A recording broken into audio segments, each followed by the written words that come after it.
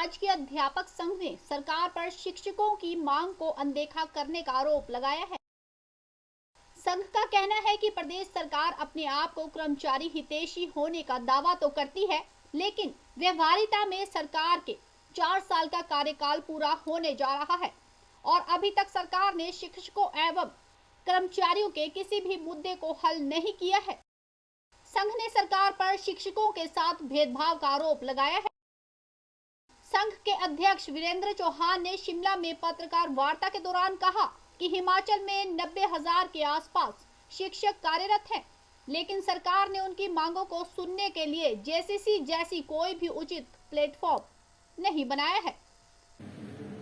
एक बजाय सरकार द्वारा एक निष्पक्ष चुनाव व्यवस्था के माध्यम से पूरे हिमाचल प्रदेश के कर्मचारियों से जेसीसी का चुनाव के माध्यम से गठन किया जाए, जिसमें अलग से जेसीसी का गठन किया जाए, क्योंकि शिक्षकों के मुद्दे और शिक्षार्थियों के मुद्दे जो देश का भविष्य है पंद्रह नहीं होती है।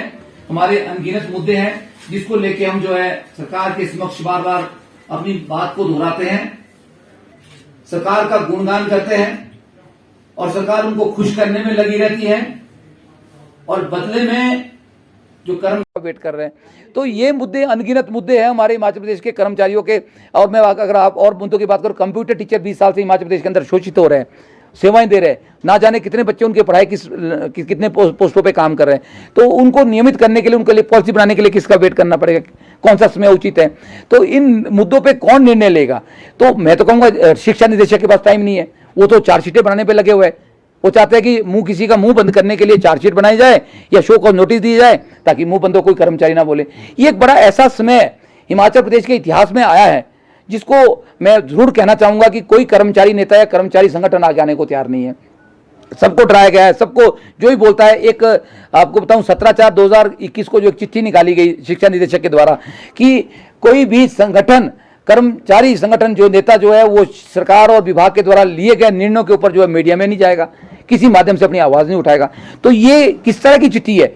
ये एक अभिव्यक्ति की आजादी को छीनने का एक प्रयास सरकार के द्वारा किया गया।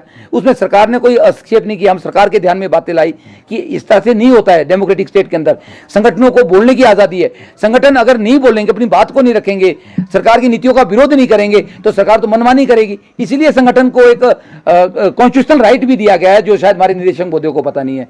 हमें प्रताड़ित करने से कुछ नहीं होगा, लेकिन आप कर्मचारियों को अंडर एस्टिमेट करेंगे तो हिमाचल प्रदेश के अंदर, हिमाचल का इतिहास है, अभी आपने देखा होगा हाल ही में चुनाव का रिजल्ट भी आपके सामने आया है कि हिमाचल प्रदेश में कोई भी सरकार जो है कर्मचारियों के बगैर नहीं बन सकती है। कर्मचारियों की अनदेखी जिस सरकार ने की या जिस नेता ने की, इससे पहले का इतिहास आप देखेंगे, वो नेता भी जो है वो सर्वाइव नहीं कर पाए और सरकार भी सर्वाइव नहीं कर पाई। तो एक बार फिर मैं इस बात को दोहराना चाहता हूं माननीय मुख्यमंत्री से कि शिक्षकों के साथ बैठक करें। हमारे अनगिनत मुद्दे हैं, 43 सूत्रीय मांग पत्र हमने सरकार को दिया है, 4 साल हो गए।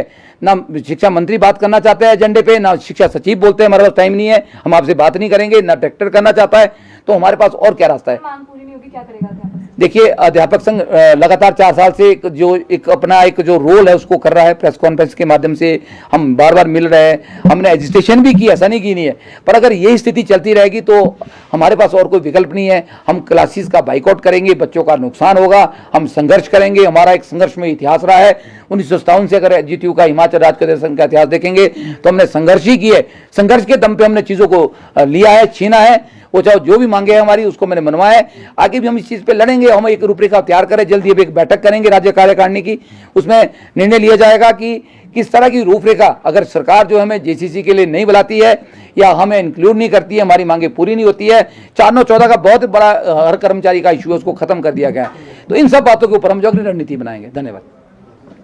देखिए, आज जो पत्रकार वार्ता की गई है उसमें बहुत लंबे इश्यूज है। 4 साल से हिमाचल सरकार के द्वारा जो कर्मचारियों के प्रति उदासीनता का रवैया था या शिक्षकों के प्रति उदासीनता का रवैया है, उसको लेके हमने, क्योंकि पहले भी इसमें हम माननीय मुख्यमंत्री, शिक्षा मंत्री, सचिव और निदेशक के माध्यम से अपने ज्ञापन देते रहे, तो अभी तक हमारी सुनाई नहीं हुई है।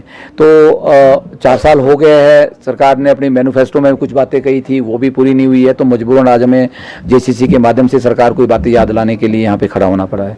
तो मैं हिमाचल राज्य अध्यापक संघ के प्रदेश अध्यक्ष होने के नाते कहना चाहता हूँ कि सरकार को एक तो जेसीसी की बात 4 साल से होती है, 4 साल तक अभी तक नहीं हुई नहीं है, और दूसरा है जेसीसी का जो प्रारूप है, ये प्रारूप ही अपने आप में अधूरा है, इसको मैं कोई जेसीसी नहीं मानता हूँ, क्योंकि जिस मैं कर्मचारियों के लिए जॉइंट कंसल्टेशन कमेटी की बात की हो तो कर्मचारियों में हिमाचल प्रदेश के 80-90 हज़ार टीचर भी आते हैं, और मुझे लगता है कि एक समाज का विभिन्न वर्ग है कर्मचारियों का।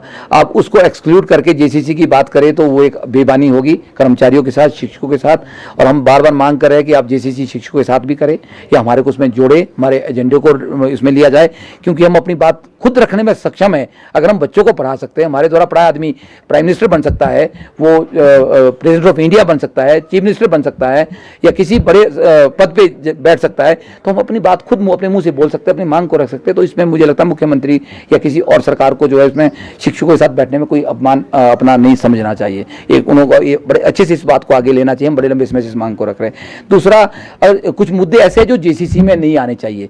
मैं अब डीए की बात करूं, डीए एक रूटीन मैटर होता है। डीए हमारा 6% दिया, 5% अभी भी है। पिछला बकाया की बात कर रहा हूं, तो वो कब दिया जाएगा, उसके ऊपर क्या जेसीसी में दिया जाएगा, क्या जेसीसी उसके लिए बनाई गई है, तो इस समय से परे है, वो मिल जाना चाहिए हमें।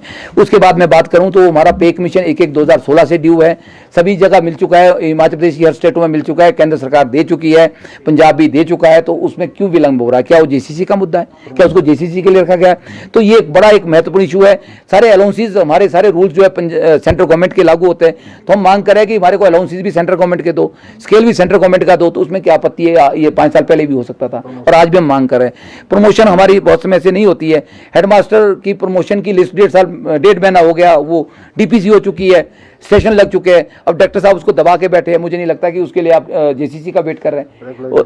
रेगुलेशन प्रिंसिपल की 2016 के बाद नहीं हुई है, 16 स्टार न्यूज के लिए शिमला से कपिल ठाकुर की रिपोर्ट। नहीं मिल रहा है, तो उसके लिए किसका वेट कर रहे हैं आप? बहुत अनगिनत मुद्दे हैं। आप शास्त्रीय और एलटी को टीजीटी का दर्जा देने की बहुत बार एक्सेप्टेंस हो चुकी है,